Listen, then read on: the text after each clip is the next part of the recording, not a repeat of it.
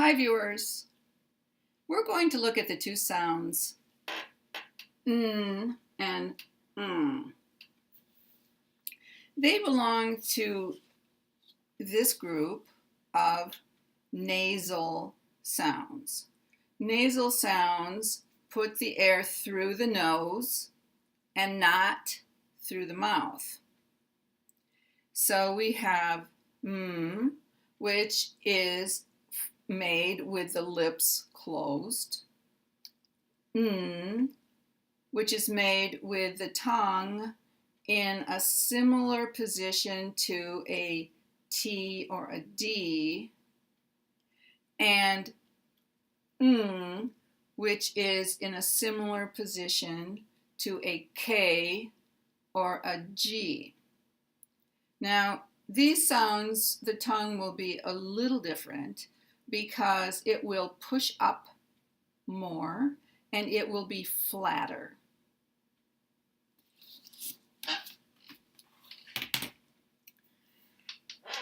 N can be found at the beginning or in the middle or at the end of words, but ng is never at the beginning of an English word, and it will have a vowel before it. So even for me, it's a little difficult to pronounce ng without a vowel. And you will see this often because, of course, we have ending ing, and we can also have ang and ung and eng. So this is used often. Now, the spelling is with an N and a G because we don't use this International Phonetic Alphabet symbol. So in a word like finger, we hear two sounds. We hear the N and we hear the G. Finger, finger. Just like in words like anger or hunger. And these words are divided between the N and the G because they're two separate sounds. Here we have one sound, singer, and the syllables are divided between the G and the E here. Okay, let's take a look at the minimal pairs. Gone, gong,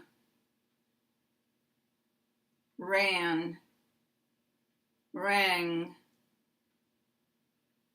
fan, fang,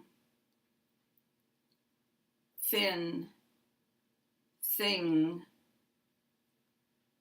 pin, ping, ton, tongue, stun, stung, lawn, long, sin, sing,